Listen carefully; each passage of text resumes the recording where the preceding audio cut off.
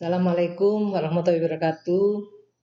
Selamat pagi, salam sejahtera bagi kita semua. Selamat datang kami ucapkan kepada mahasiswa baru periode 2020-2021. Selamat bergabung dengan keluarga besar STIE Malang Khusus Suara. Pada kesempatan ini perkenankan saya sebagai Wakil Ketua 1 Bidang Akademik yang dalam struktur organisasi membawai Kepala Program Studi Akuntansi maupun Kepala Program Studi Manajemen dan Koordinator Administrasi Akademik atau BAK. Saudara-saudara sekalian, pada mulai hari ini, saudara tentunya ada perubahan status pada diri saudara, yaitu yang awalnya saudara sebagai siswa sekarang menjadi mahasiswa. Perubahan dari tingkat pendidikan menengah atas menjadi pendidikan tinggi. Dengan adanya perubahan-perubahan ini tentunya akan mempengaruhi pola pikir dan tingkat kemandirian saudara. Seperti halnya yang tertuang pada Undang-Undang Nomor 12 tentang tahun 2012 tentang pendidikan tinggi, mahasiswa yang merupakan bagian dari sivitas akademika diposisikan sebagai insan dewasa yang memiliki kesadaran sendiri dan mengembangkan potensi diri dalam perguruan tinggi untuk menjadi intelektual, ilmuwan, praktisi ataupun profesional. Pada kesempatan ini saya akan menjelaskan tentang Undang-Undang RI 12 tahun 2012 yang berkaitan dengan pendidikan tinggi yang merupakan dasar penyelenggaraan pendidikan tinggi, kemudian Permenristek Dikti tahun 2015 tentang SNPT, Permenristek Dikti 62 tahun 2016 tentang Sistem Penjaminan Mutu PT, kemudian tentang Permendikbud Nomor 3 2020 tentang SNPT dan Kebijakan Kampus Merdeka. Selain itu, yang terakhir saya akan membahas kilas tentang sistem pendidikan di STIE Malang Khusus Suara. Saudara-saudara sekalian, di dalam Undang-Undang 12 tahun 2012 ada beberapa istilah yaitu pendidikan tinggi, yang mana pendidikan tinggi itu merupakan jenjang pendidikan setelah pendidikan menengah yang diselenggarakan oleh perguruan tinggi berdasarkan kebudayaan bangsa Indonesia. Kemudian komunitas yang ada di dalam perguruan tinggi tersebut disebut sivitas akademika yang terdiri dari dosen dan mahasiswa. Kewajiban sivitas akademika yaitu Tridharma Perguruan Tinggi. Tridharma Perguruan Tinggi meliputi pendidikan, penelitian, dan pengabdian kepada masyarakat. Selain itu, di dalam Undang-Undang RI 12 tahun 2012 mendefinisikan tentang jenis pendidikan, bentuk perguruan tinggi, serta pengelola perguruan tinggi. Untuk jenis pendidikan, ada pendidikan akademik, ada pendidikan vokasi, dan pendidikan profesi. Untuk pendidikan akademik merupakan pendidikan tingkat program sarjana ataupun dan program pasca sarjana yang diarahkan dalam penguasaan dan pengembangan cabang ilmu pengetahuan dan teknologi. Kemudian dari bentuk perguruan tinggi ada universitas, yang mana dalam universitas ini ada beberapa disiplin ilmu, kemudian ada institut, di institut ini ada beberapa jurusan tetapi hanya ada satu disiplin ilmu, kemudian ada bentuk perguruan tinggi, sekolah tinggi. Di sekolah tinggi ini hanya ada satu fakultas tetapi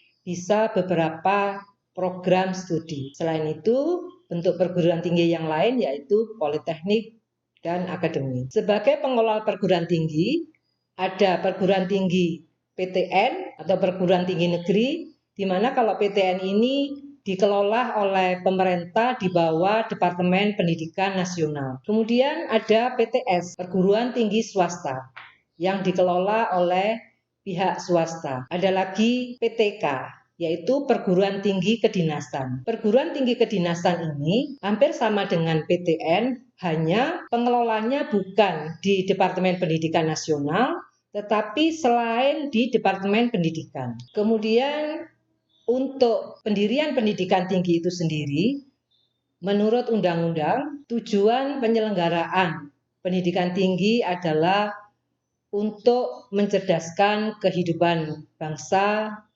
menjadikan bangsa yang sejahtera dan berbudaya. Untuk menjadikan bangsa yang cerdas, perlu adanya pendidikan yang nantinya akan menghasilkan sumber daya manusia yang unggul baik dalam bidang pengetahuan maupun dalam bidang teknologi. Selain itu, adanya penyebarluasan hasil penelitian dan kegiatan pengabdian kepada masyarakat. Kegiatan Tridharma yang meliputi pendidikan, penelitian, dan pengabdian kepada masyarakat tersebut tentunya ada standar yang mengatur serta peraturan perundangan. Di dalam penyelenggaraan pendidikan tinggi, ada sumber daya yang digunakan, baik itu sumber daya manusia maupun sumber daya keuangan. Selain itu, di dalam penyelenggaraan pendidikan tinggi tentunya didasarkan atas prinsip otonomi pengelolaan perguruan tinggi. Selain itu,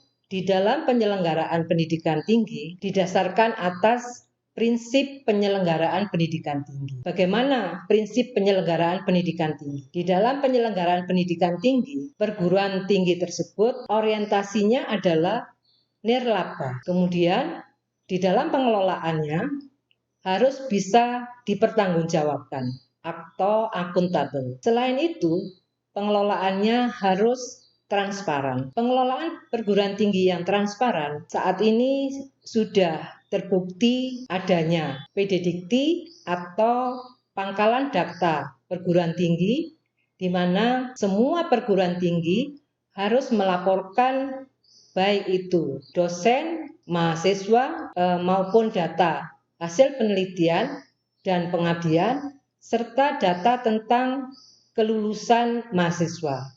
Dan banyak lagi data-data yang harus dilaporkan ke PDDikti, yang mana semua masyarakat bisa menelusuri data tiap-tiap perguruan tinggi di PDDikti ini, sehingga masyarakat bisa menilai perguruan tinggi yang mana yang bermutu. Ada banyak hak dan kewajiban mahasiswa, antara lain mahasiswa memiliki kesadaran dalam mengembangkan potensi diri untuk menjadi intelektual dengan belajar yang lebih giat. Kemudian mahasiswa memiliki kebebasan akademik, mahasiswa mendapatkan layanan pendidikan sesuai dengan bakat, minat, dan kemampuannya. Kemudian mahasiswa dapat menyelesaikan program pendidikan sesuai dengan kecepatan belajar masing-masing dan tidak melebihi ketentuan batas waktu yang ditentukan oleh perguruan tinggi. Selain hak-hak tersebut, tentunya mahasiswa mempunyai kewajiban, yaitu menjaga etika dan mentaati norma pendidikan tinggi untuk menjamin terlaksananya tridharma dan pengembangan budaya akademik. Saudara-saudara sekalian, untuk menjadikan dasar pelaksanaan Undang-Undang RI 12 tahun 2012, maka pemerintah mengeluarkan peraturan, yaitu Permenristek-Dikti nomor 44 tahun 2015 tentang Standar Nasional Pendidikan Tinggi, yang mana Permenristek-Dikti ini saat ini sudah diganti dengan Permendikbud nomor 3 tahun 2020 tentang SNPT dan kebijakan kampus merdeka. Namun demikian, komponen dari Permenristek-Dikti ini masih relevan dan masih menjadi aturan dalam Permendikbud nomor 3 tahun 2020. Berdasarkan Permenristek-Dikti 44 tahun 2015, bahwa di dalam Standar Nasional Pendidikan Tinggi itu meliputi 3 standar. Yang pertama, Standar Nasional Pendidikan Tinggi, kemudian yang kedua, Standar Nasional Penelitian, Dan yang ketiga, standar nasional pengabdian kepada masyarakat. Dengan adanya standar nasional pendidikan tinggi ini bertujuan untuk mencapai tujuan pendidikan tinggi, menjamin tercapainya tujuan pendidikan. Selain itu, menjamin mutu pembelajaran, mutu penelitian, dan mutu pengabdian kepada masyarakat. Selain itu, tujuan adanya standar nasional pendidikan tinggi ini mendorong perguruan tinggi masing-masing untuk melampaui standarnya sesuai yang ditetapkan oleh Dikti. Kalau kita lihat di standar yang pertama, yaitu standar nasional pendidikan. Di dalam standar nasional pendidikan ini ada 8 standar, yang mana 8 standar ini merupakan standar perguruan tinggi untuk menyelenggarakan pendidikan agar sesuai dengan apa yang menjadi tujuan pendidikan tinggi tersebut. Adapun standar yang pertama dari standar nasional pendidikan, yang pertama adalah standar kompetensi lulusan. Di dalam standar kompetensi lulusan ini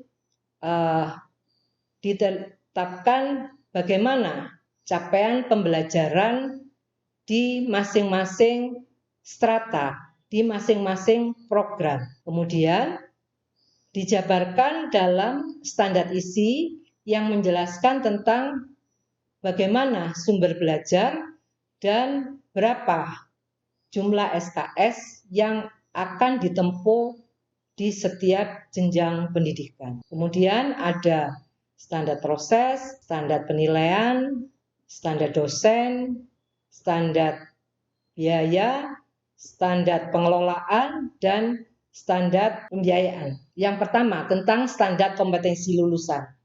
Standar kompetensi lulusan ini merupakan dasar penyelenggaraan pendidikan tinggi, merupakan dasar pelaksanaan standar-standar yang lain. Di dalam standar kompetensi lulusan, mahasiswa tersebut tidak hanya dibekali tentang kompetensi pengetahuan saja, keterampilan umum dan keterampilan khusus saja, bahkan lulusan harus dibekali dengan kompetensi sikap. Oleh karena itu, di dalam program mahasiswa baru ini, yaitu pengenalan soft skill mahasiswa, sangat menunjang apa yang menjadi standar kompetensi lulusan yang dicanangkan oleh pemerintah. Kalau di dalam kerangka kualifikasi nasional Indonesia, pendidikan itu ada 9 tingkat, ya, yang mana untuk program sarjana itu menduduki di tingkat 6. Di dalam perumusan standar kompetensi lulusan mengacu pada KKNI dengan tingkat 6 ini, ya, tingkat untuk jenjang sarjana. Karena masing-masing jenjang tentunya ada kriteria tersendiri bagaimana tingkat pengetahuan yang harus dibekali oleh perguruan tinggi kepada mahasiswa. Untuk standar pengetahuan ini dirumuskan oleh forum prodi sejenis. Artinya, misalnya prodi akuntansi.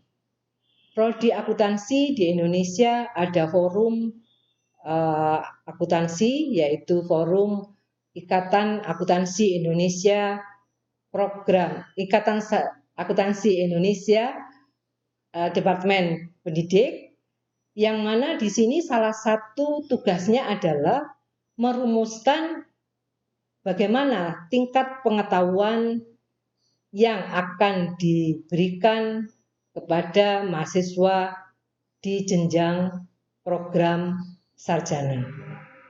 Dalam hal ini saya akan menekankan bahwa semua jenjang program sarjana tentunya tingkat kompetensi lulusannya itu sama.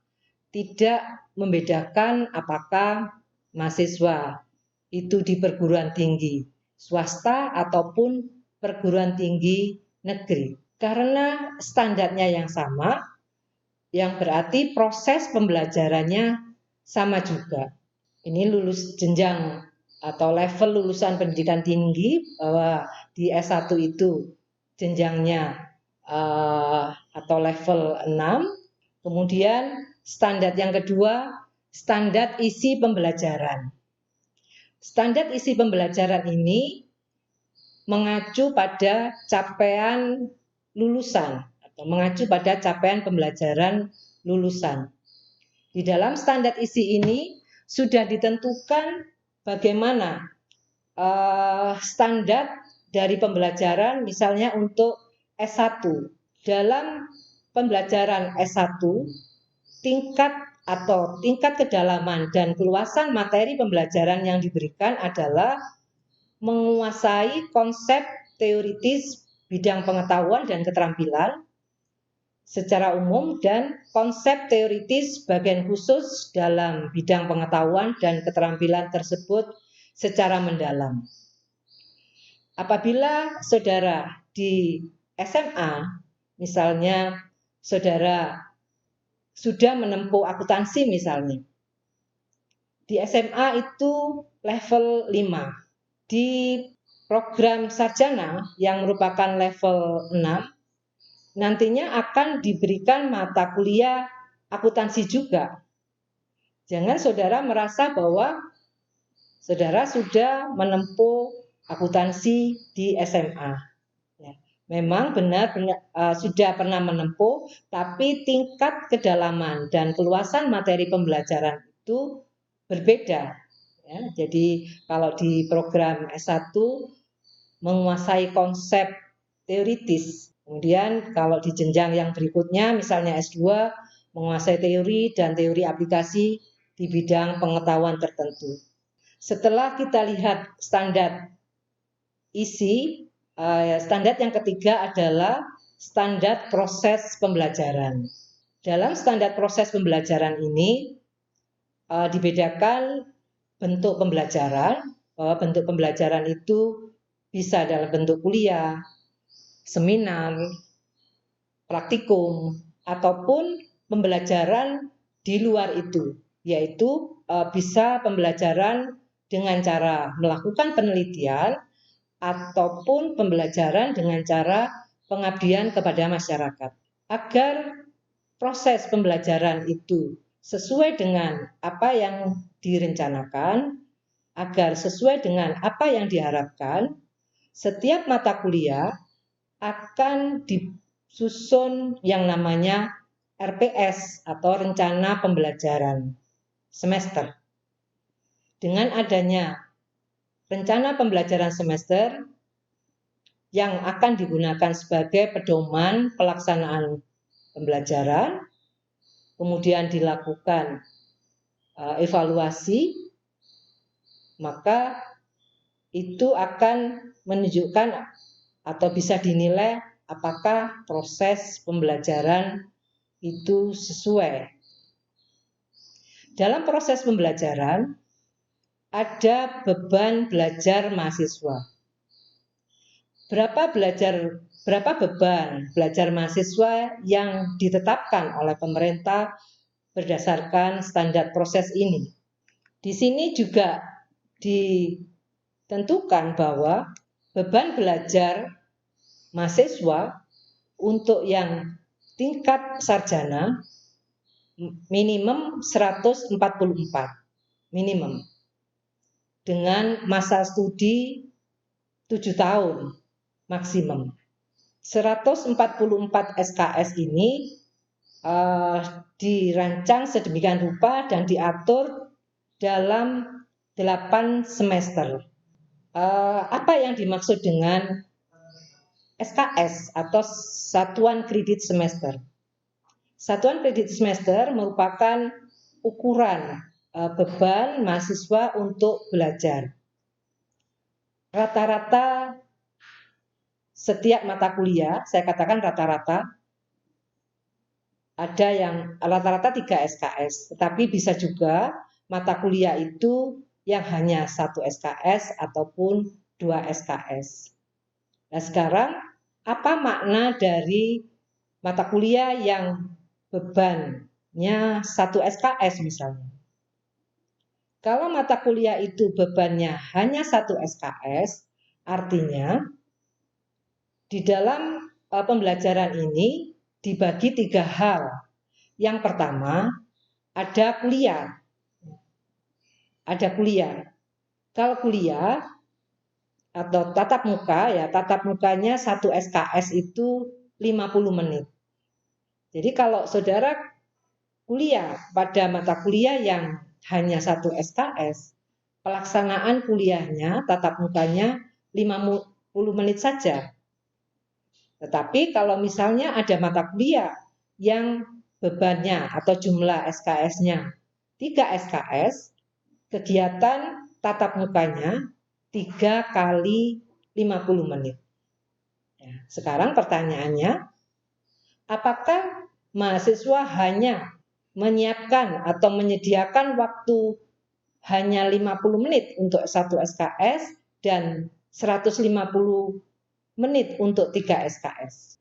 Ternyata tidak, karena di dalam pembelajaran selain ada kegiatan tatap muka, ada yang namanya kegiatan terstruktur dan kegiatan mandiri. Kegiatan terstruktur di sini, saudara mengerjakan tugas-tugas yang diberikan oleh dosen saudara. Apabila mata kuliah tersebut bebannya 1 SKS, waktu yang dibutuhkan untuk menyelesaikan kegiatan terstruktur 60 menit. Jika mata kuliah itu 3 SKS, berarti waktu saudara yang dibutuhkan untuk mengerjakan kegiatan terstruktur itu 3 kali 60 menit. Selain itu, tentunya mahasiswa perlu melakukan kegiatan mandiri yang 1 SKS-nya diperlukan waktu 60 menit. Jika mata kuliah itu 3 SKS, diperlukan waktu 3 kali 60 menit. Waktu yang dibutuhkan ini adalah setiap minggu ya, setiap minggu kegiatan yang harus dilakukan oleh mahasiswa. Saudara-saudara sekalian, tadi saya sudah menjelaskan tentang undang-undang yang mendasari pelaksanaan perkuliahan atau melaksanakan penyelenggaraan pendidikan tinggi, yang mana pelaksanaan pendidikan tinggi ini didasarkan suatu standar. Untuk menjamin bahwa pelaksanaan pendidikan tinggi ini sesuai dengan apa yang direncanakan atau sesuai dengan standar yang ada, maka diperlukan sistem penjaminan mutu. Sistem penjaminan mutu di sini ada 2. Sistem penjaminan mutu internal dan sistem penjaminan mutu eksternal. Sistem penjaminan mutu internal dilakukan oleh tim penjaminan mutu masing-masing perguruan tinggi yang tujuannya adalah untuk menjamin bahwa pendidikan tinggi tersebut telah melakukan proses pembelajaran dengan mutu yang sesuai. Kemudian ada sistem penjaminan mutu eksternal. Sistem penjaminan mutu eksternal dilakukan oleh pihak eksternal yang dalam hal ini adalah Badan Akreditasi Nasional yang untuk menilai mutu perguruan tinggi, di mana mutu perguruan tinggi ini akan tercermin dalam nilai akreditasi perguruan tinggi.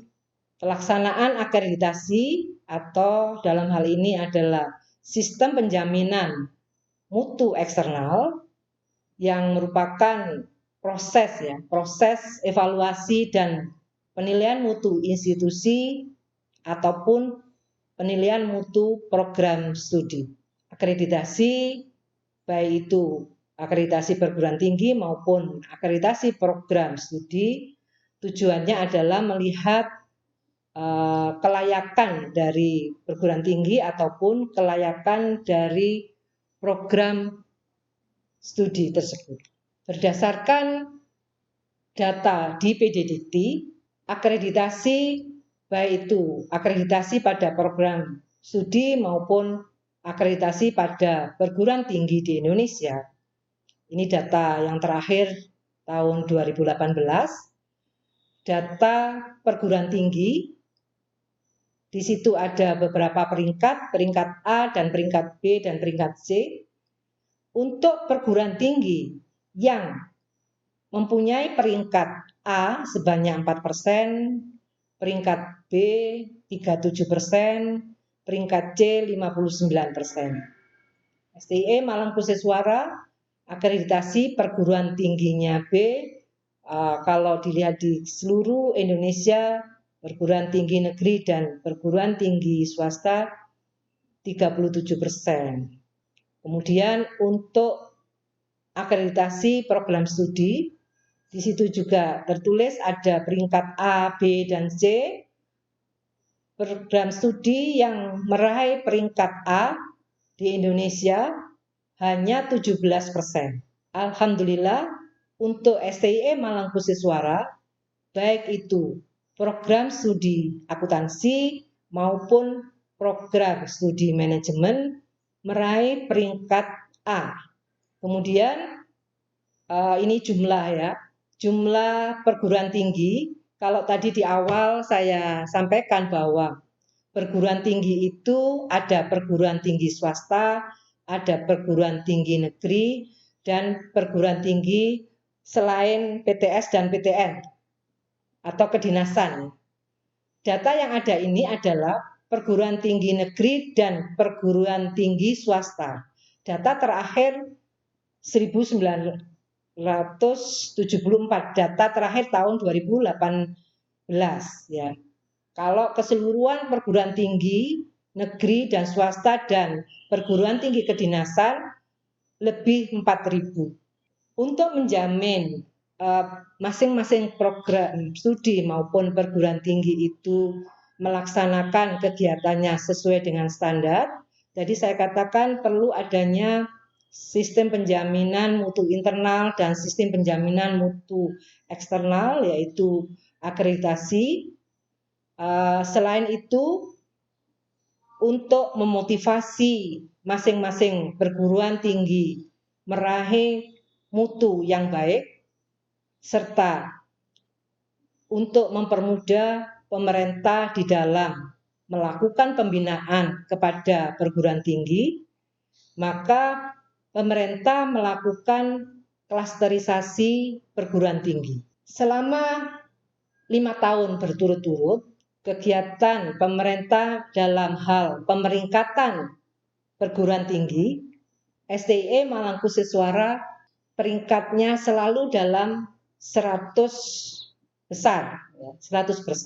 Sebenarnya pemerintah di dalam melakukan pemeringkatan tersebut, dari mana sumber data sehingga pemerintah bisa mengumumkan peringkat masing-masing perguruan tinggi tersebut. Data yang digunakan sebagai dasar pemeringkatan, yang pertama adalah data pada pangkalan data pendidikan tinggi atau PDDikti. Yang tadi saya katakan, asas penyelenggaraan pendidikan tinggi yang keterbukaan, yang transparan, semua perguruan tinggi harus melaporkan datanya setiap semester dengan waktu yang ditetapkan oleh Dikti tentunya. Kemudian data-data yang lain yang belum tertuang dalam PDDikti. Untuk pemeringkatan tersebut ada beberapa indikator yang masing-masing indikator itu mempunyai bobot masing-masing. Indikator dalam pemeringkatan kalau dikelompokkan ada input, proses, output, dan outcome. Indikator input yaitu persentase dosen yang berpendidikan S3, persentase dosen yang mempunyai jabatan lektor kepala dan guru besar, persentase atau rasio jumlah mahasiswa terhadap dosen, kemudian untuk indikator proses dilihat dari akreditasi, baik itu akreditasi program studi maupun akreditasi institusi. Selain itu, di indikator proses yang dinilai adalah adanya pembelajaran daring, kemudian kerjasama perguruan tinggi, serta kelengkapan laporan dalam PDDikti. Indikator input 20% penilaiannya, untuk indikator proses yang dinilai 25%, sedangkan indikator output 25%, yang mana indikator output ini meliputi jumlah artikel ilmiah terindeks per dosen.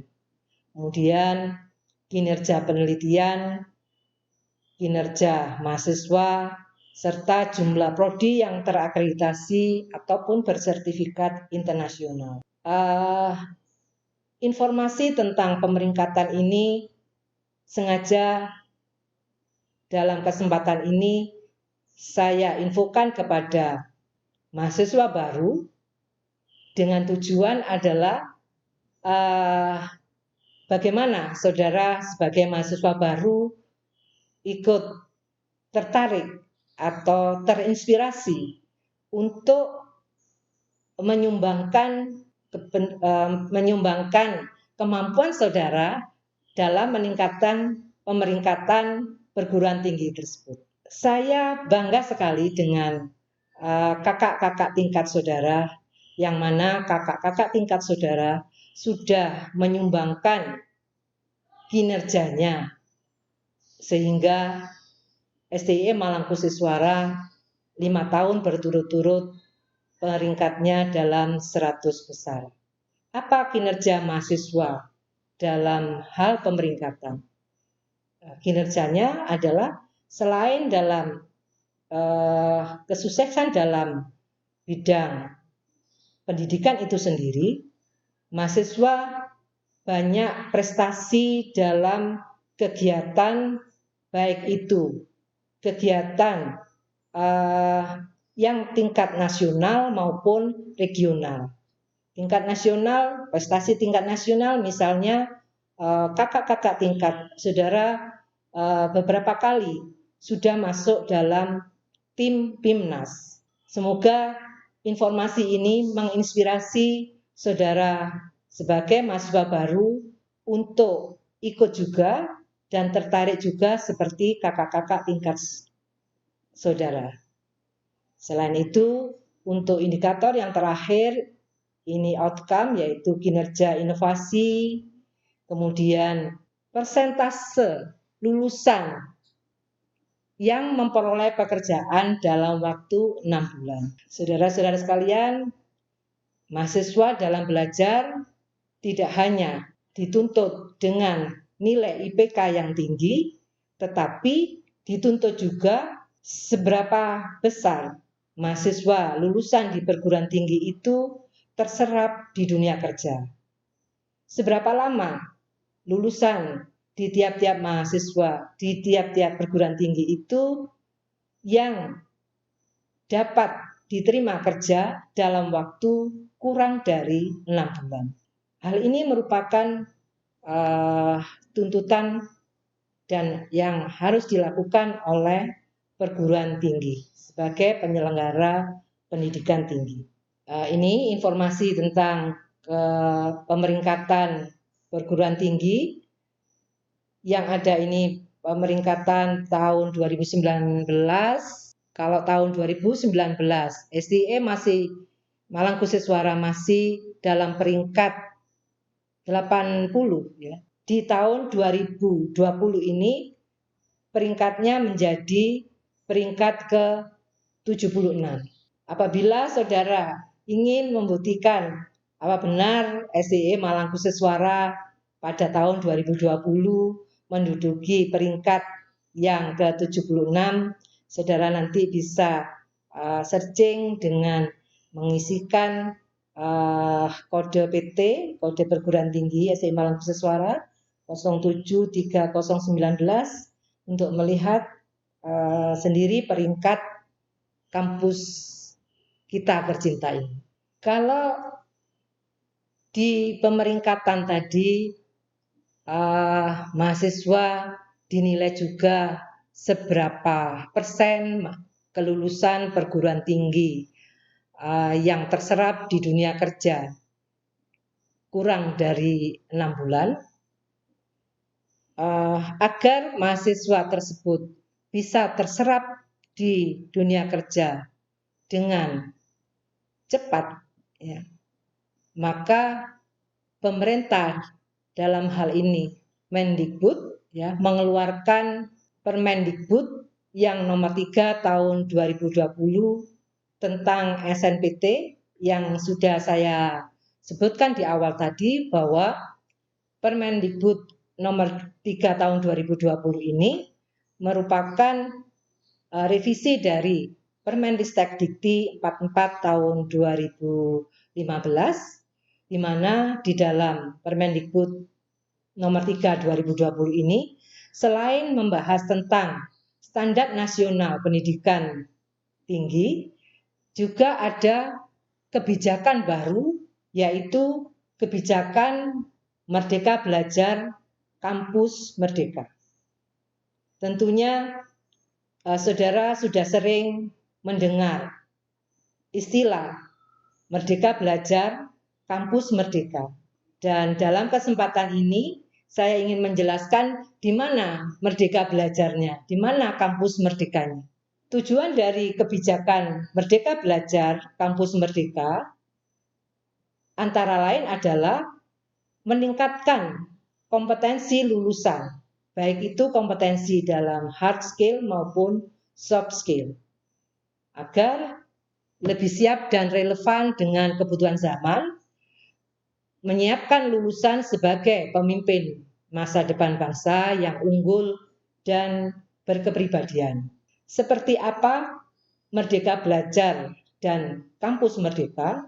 Di dalam Permendikbud nomor 3 2020 ini, Merdeka Belajar Kampus Merdeka adalah hak belajar mahasiswa selama 3 semester di luar program studi. Hak belajar 3 semester di luar program studi bukan merupakan kewajiban, tetapi perguruan tinggi harus memfasilitasi mahasiswa tersebut agar bisa melakukan Merdeka Belajar Kampus Merdeka. Bagaimana Permendikbud nomor 3 tahun 2020 merumuskan tentang Merdeka Belajar Kampus Merdeka ini? Dalam kebijakan Merdeka Belajar Kampus Merdeka dengan 3 semester belajar di luar program studi, dengan ketentuan bahwa mahasiswa itu bisa belajar di prodi lain pada perguruan tinggi yang sama. Selain itu, mahasiswa bisa belajar di program studi yang sama pada perguruan tinggi yang berbeda. Terus, mahasiswa bisa belajar pada program studi lain di perguruan tinggi yang berbeda. Selain itu, diberi kesempatan untuk belajar di luar perguruan tinggi. Hak belajar 3 semester itu kalau diuraikan, pembelajaran di luar program studi selama 3 semester. Yang pertama, pembelajaran atau mahasiswa bisa mengambil mata kuliah di program studi lain dalam program studi dalam perguruan tinggi yang sama sebanyak 20 SKS. Kalau 20 SKS itu setara di 1 semester.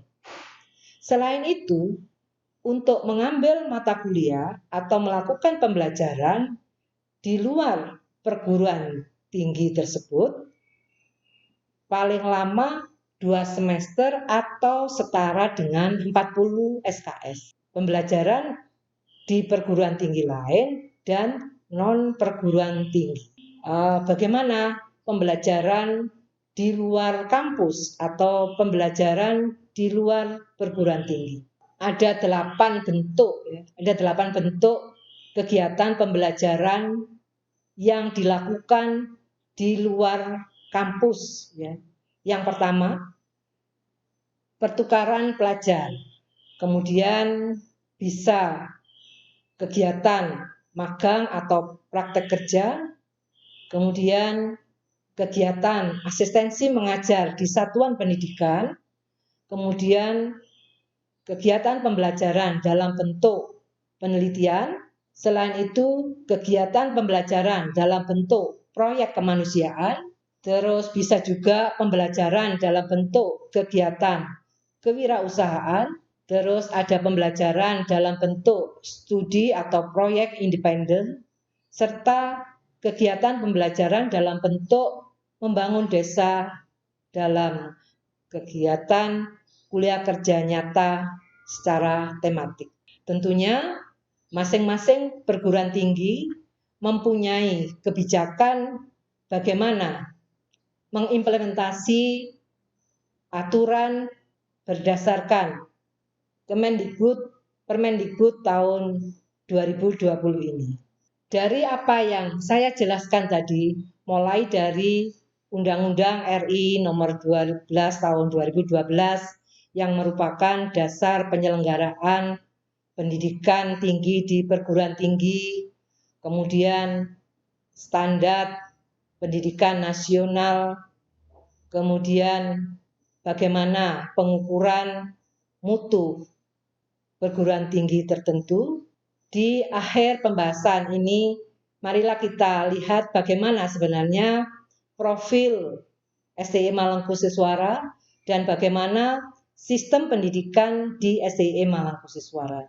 Kalau kita tadi mengacu pada jenis pendidikan, bahwa di STI Malangkusiswara ini ada 2 jenis pendidikan, yaitu pendidikan akademik. Pendidikan akademik di STI Malangkusiswara ada 2 program, yaitu program sarjana dan program magister manajemen. Kemudian STI Malangkusiswara melakukan penyelenggaraan pendidikan jenis pendidikan yang kedua, yaitu pendidikan profesi. Pendidikan profesi yang ada di STI Malangkusiswara yaitu pendidikan profesi akuntansi atau PPAK. Di samping itu, kalau kita lihat dari jenis perguruan tinggi, di STI Malangkusiswara merupakan kelompok sekolah tinggi, di mana kelompok sekolah tinggi ini hanya ada bidang ilmu ekonomi. Terus ada program studi akuntansi dan program studi manajemen.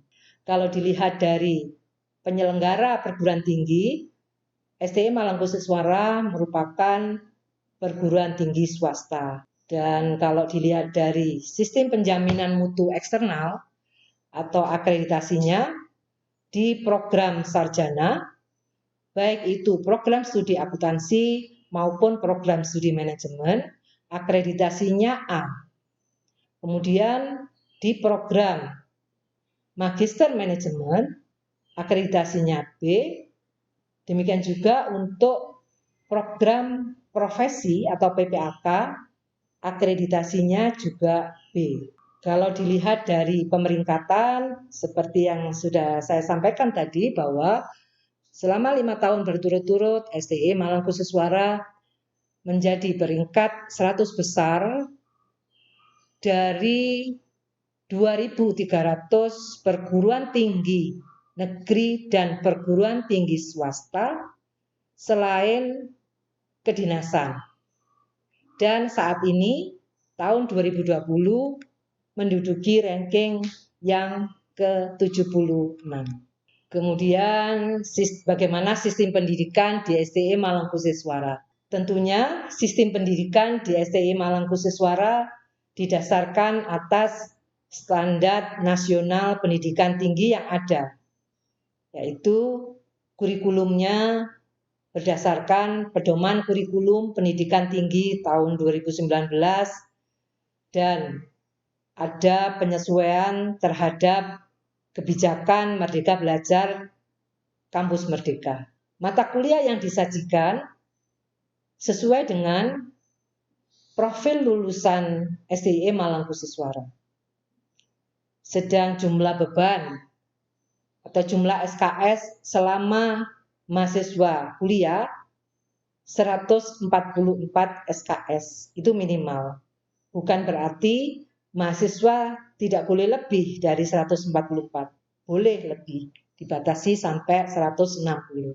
Hanya 144 ini merupakan standar minimum semua perguruan tinggi pada program sarjana.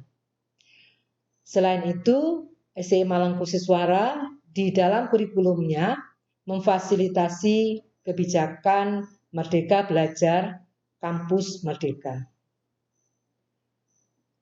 Jika saudara nanti lulus, saudara akan menyandang gelar SE atau Sarjana Ekonomi. Saudara akan memperoleh ijazah, selain itu memperoleh transkrip, serta memperoleh SKPI. SKPI itu merupakan surat keterangan pendamping ijazah. Kalau nilai saudara, nilai akademik saudara dilaporkan di transkrip, sedangkan poin-poin kegiatan saudara di luar kegiatan pendidikan akan dilaporkan di surat keterangan pendamping ijazah. Surat keterangan pendamping ijazah ini sangat diperlukan apabila saudara akan mendaftar kerja dimanapun, ya, karena di surat keterangan pendamping ijazah ini menjelaskan tentang kegiatan di luar pendidikan atau kegiatan ekstrakurikuler yang mendorong atau meningkatkan soft skill mahasiswa itu dilaporkan di SKPI tersebut. Dari 140 SKS selama mahasiswa itu kuliah yang akan terbagi dalam 8 semester, untuk program di semester yang pertama, mahasiswa ditawarkan, mata kuliah yang ditawarkan kepada mahasiswa sebanyak 7 mata kuliah dengan beban SKS total 21 SKS. 7 mata kuliah ini meliputi mata kuliah General English 1, Mega Creativity, Matematika, Bank and Other Financial Institution, Manajemen, Fundamental Accounting 1, serta Pendidikan Kewarganegaraan. Kalau di semester 1 ditawarkan untuk semua maba sebanyak 21 SKS, berapa SKS yang akan diambil atau diprogram mahasiswa di semester berikutnya, dan mata kuliah apa saja yang akan diprogram di mata kuliah di semester berikutnya. Bagaimana kiat-kiat mahasiswa agar lulus di semua mata kuliah yang ditawarkan di setiap semester, sehingga mahasiswa tersebut lulus dengan tepat waktu, maka tentunya ada pedoman akademik. Untuk berikutnya, Ibu Widarnani dan Ibu Lindananti selaku Kepala Program Studi Akuntansi dan Kepala Program Studi Manajemen akan menjelaskan tentang pedoman akademik yang ada di STI Malang Khususwara. Saudara-saudara sekalian, dalam kesempatan ini saya sudah menjelaskan tentang dasar, proses, dan kondisi di STIE tentang penyelenggaraan pendidikan tinggi yang merupakan bekal bagi saudara untuk belajar nanti di STIE Malang Khususwara.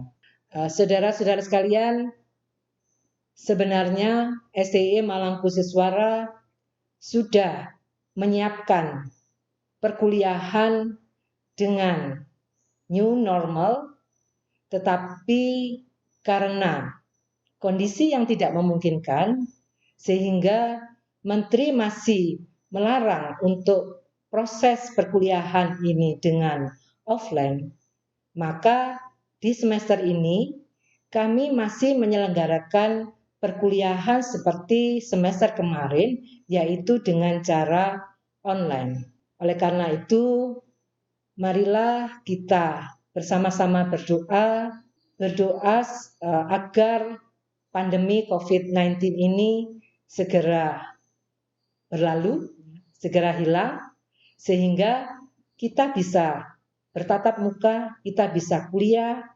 offline di kampus tercinta ini. Saya kira demikian penjelasan saya tentang akademik.